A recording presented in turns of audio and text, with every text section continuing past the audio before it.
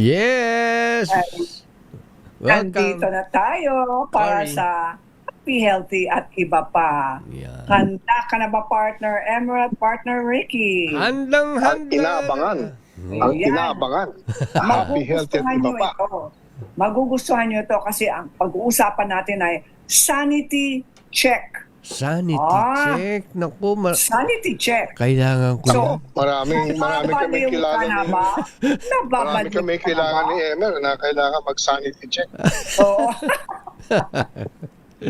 Sa ako doon. Kasi ang pangangalaga sa katinuan ay dapat araw-araw at hindi pang emergency lang. Oh. Okay? So, how do we keep our sanity, mga kababayan? Ito yung 30-second check. 30 seconds 30 check. seconds lang, ha? Mhm. Ito na, 30 seconds. Bago humawak ng cellphone, tanungin ang sarili. Ano ba ang isang bagay na kontrolado ko ngayon? Mm. Tanungin mo muna ang sarili. Mm. Bago mo kukunin yung cellphone mo, Mm. kausapin ang sarili at tanungin mo, anong isang bagay na kontrolado ko ngayon? What do I control now?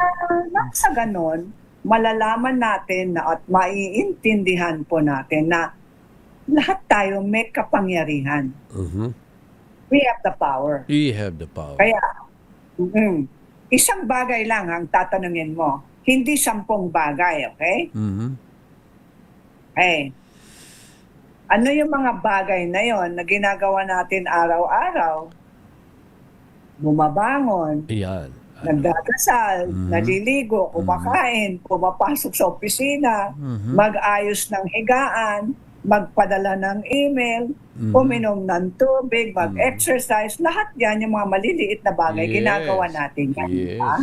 Kaya, panalo ka na kasi alam mo na kaya mo yun. Yun. Yung Kaya kailangan mo yan. tingnan yun din. Sinama mo yung pagdasal. Yan, siyempre. Pangalawa.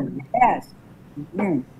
Number 2, yung 10-second rule. 10 seconds. Maganda ito. Maganda yan. Ipatong ang kamay sa dibdib. Huminga. At tanungin sa sarili, nasa katawan ba ako ngayon Aba? o nasa isip ko lang? In short, are you here? Andito ka ba? Ang paa mo ba ay nasa lupa o nasa ulap? Nandito ka ba? Very basic question yan.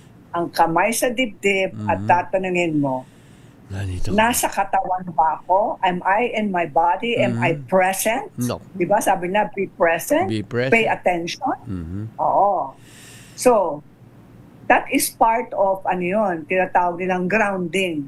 Grounding. Pag Yung pala. umpisahan mo yung araw mong ganun, alam mo na, ready ka na harapin mo lahat ng mga bagay na kailangan harapin sa araw na ito. Yun.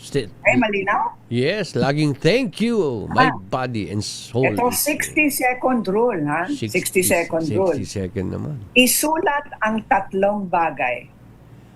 3 things. Ay, 3 bagay, ha?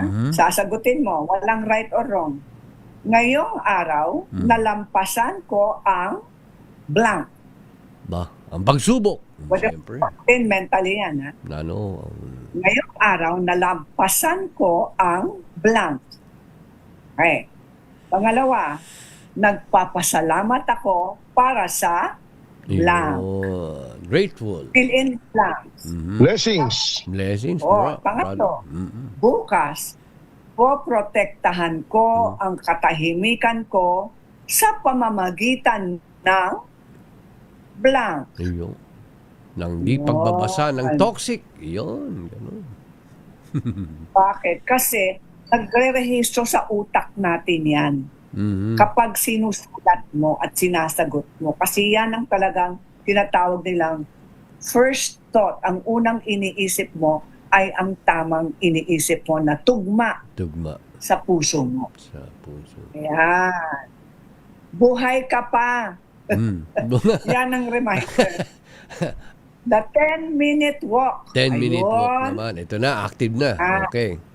Kapag galit, kapag malungkot, o kapag meron tayong kinatatakutan, at kung wala tayong kinatatakutan, kailangan talaga magkaroon ng 10-minute walk. 10 minutes. Maglakad ka ng 10 minuto bago iisipin mo ulit yung ikinagagalit mo. Maganda yon. Tama.